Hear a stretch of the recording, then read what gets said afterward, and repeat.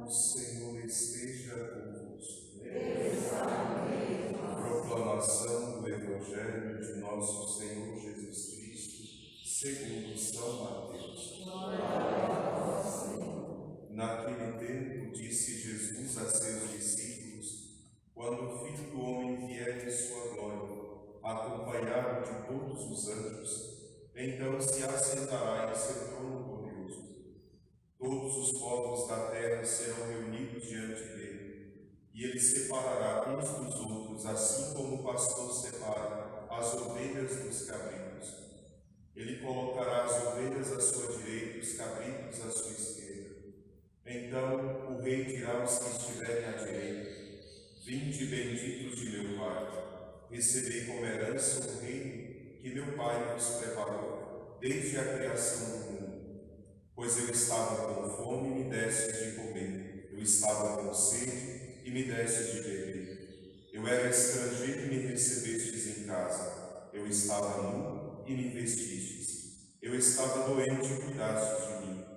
Eu estava na prisão e fostes me visitar. Então os justos lhe perguntarão: Senhor, quando foi que te vimos com fome e te demos de comer, com sede e te demos de beber?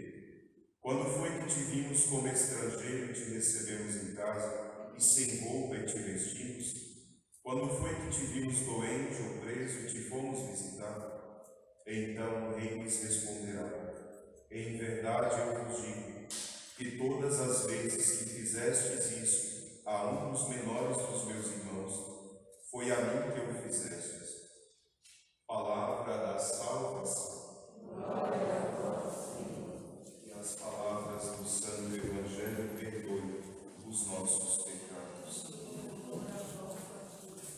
Santo anjo do Senhor, meu zeloso guarda, se a ti me confiou a piedade divina, sempre me rege, me guarda, me governe.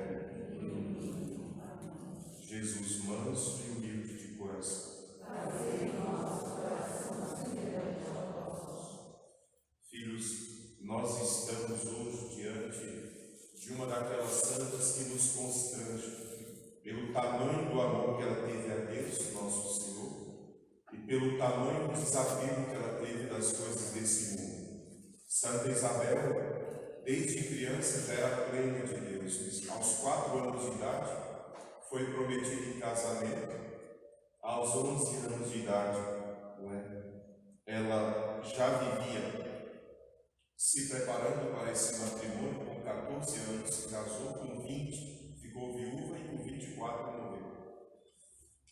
E dentro desse curtíssimo período de vida, Santa Isabel viveu de fato grandes virtudes. Quando ela se casou aos 14 anos, foi viver no palácio junto com o seu esposo, o rei, e a sogra não era lá essas coisas de virtude, como muitas sogras por aí.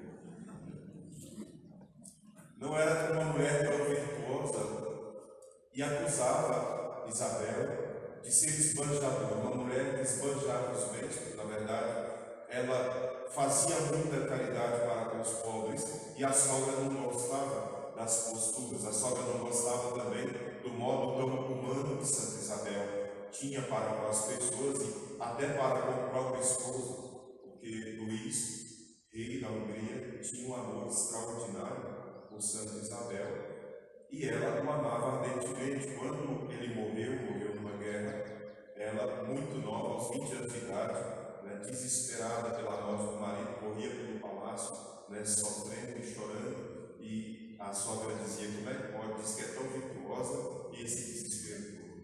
Porque, na verdade, Santa Isabel tinha algumas virtudes particulares. Entre uma delas era a virtude de ser profundamente humana. Nós temos a tendência de pensar que os santos são ETs espirituais, que ficam lá em cima, não tocam ninguém, não falam com ninguém. Santa Isabel era daquele tipo de santo que nós sentimos um amor ardente pelos pobres, um amor ardente por nosso Senhor, e talvez o segredo da humanidade humanidade esteja exatamente aí. Ser humano não é o problema. Na verdade, ser humano verdadeiramente humano é uma virtude. E nós só somos verdadeiramente humanos quando nós olhamos para Cristo. Nós nos vemos nele, como dizia São João Paulo II, e ela fazia isso. Diz que quando pequena gostava muito de brincar, mas em determinado momento ela parava e dizia: agora eu vou ficar com Jesus. Gostava de dançar, de cavalgar, e muitas vezes parava no meio do baile e dizia: a próxima dança eu não vou dançar, esta eu vou reservar a Deus. Quando casava, amava o marido ardentemente, mas às vezes se levantava da cama e deitava no chão e dizia: agora eu quero ficar só com meu esposo, com Jesus. Ou seja, quem tem Nosso Senhor em primeiríssimo lugar no coração é capaz de ordenar tudo e ser verdadeiramente humano. Por isso, essa virtude ela tinha um dom extraordinário, ao ponto de ela mesma, depois de ter vivido com o marido, quando o marido morreu, a sogra não era mais essa coisa, o tio se tornou regente e expulsou ela e os 3 filhos do palácio, ao ponto dela ter que se abrigar no curral e ser acolhida pelos franciscanos, ajudada por um tio. Ela volta para o palácio, volta ao título, mas não quer voltar para o palácio. Constrói um hospital e ela mesma vai cuidar dos pobres, ela mesma vai curar as feridas dos pobres. Papa Bento XVI tem um pequeno livrinho de homilias sobre os santos. Ele tem uma homilia sobre Santa Isabel da Hungria. E ele traz 3 virtudes de Santa Isabel. Uma eu já falei, a virtude da humanidade. É verdadeiramente santo quem é verdadeiramente humano. Robô não vira santo. Tem que amar com a própria humanidade. A outra virtude que ele dizia que ela tinha era a virtude de ajudar as pessoas a se ajudarem, porque ela era rica. E é fácil para um rico que tem dinheiro abrir o vidro do carro e dar a moedinha do pobre. É fácil, ele tem. Só que tocar na vida do pobre não é para todo mundo. E não é todo rico que quer descer do carro e conversar com o pobre. Santa Isabel da Hungria, sendo rica, resolveu que ela própria não seria chamada de rainha nem nada disso. Queria ser chamada como igual. Não queria comer das melhores comidas do seu palácio e distribuía entre os pobres aquilo que tinha. E ajudava os pobres, construindo para eles até um hospital, fazendo com que eles próprios percebessem no zelo dela o modo de cuidar do outro. E a terceira virtude, que essa também é extraordinária, era o modo da oração. Quando nós encontramos um santo, é fácil pedir: reza por mim, reza por mim, reza por mim.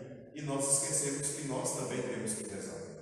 Um dia, uma nobre amiga de Santa Isabel traz um filho farriador e que não estava muito bem de saúde, pensando que Santa Isabel ia curá-lo apenas com algumas rezas, como diz o Papa Bento.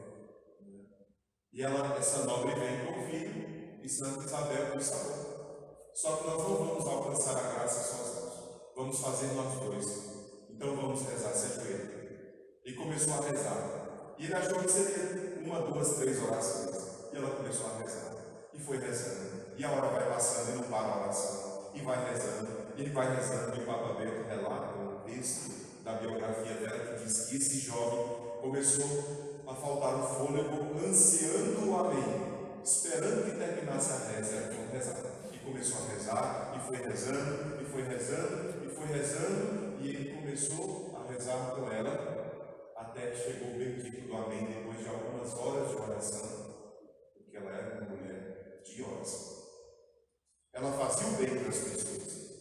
Lembram daquelas chamadas as grandes damas da Primeira Guerra Mundial? Aquelas mulheres que eram muito ricas e durante o período da guerra construíam monumentos, hospitais, obras sociais grandíssimas, mulheres ricas do mundo. Santa Isabel era uma mulher rica também, só que não era esse tipo de caridade que ela fazia. A maior caridade dela é exatamente a vida de oração. Então ela pega esse menino, esse jovem, e bota para rezar, ao ponto dele querer logo: para de rezar, acaba logo com esse amém. E eles vamos rezar e rezar e rezar. Isso mostra que Santa Isabel teve a virtude da contemplação e da ação. Uma mulher profundamente ativa, caridosa, mas uma mulher também profundamente espiritual. O Papa Gregório IX escreveu uma carta para ela e dizia: mergulhe nas Escrituras e na contemplação, até que o seu espírito serenado pela misericórdia de Deus, esteja em paz. Ela entra nesse mistério daquilo que o Papa dizia, ao ponto de, em muitos momentos de oração, entrava em êxtase, em contemplação, mesmo sendo uma mulher profundamente ativa, uma mãe de família. Não é impossível a virtude para qualquer um ser, nem mesmo para uma rainha. Basta que primeiro ela ame a Deus sobre todas as coisas. Depois ela não se apegue às coisas do mundo, e que ela reze. Santa Isabel teve essa grande virtude e nós queremos pedir a ela que nos ensine, especialmente a virtude da humanidade verdadeira.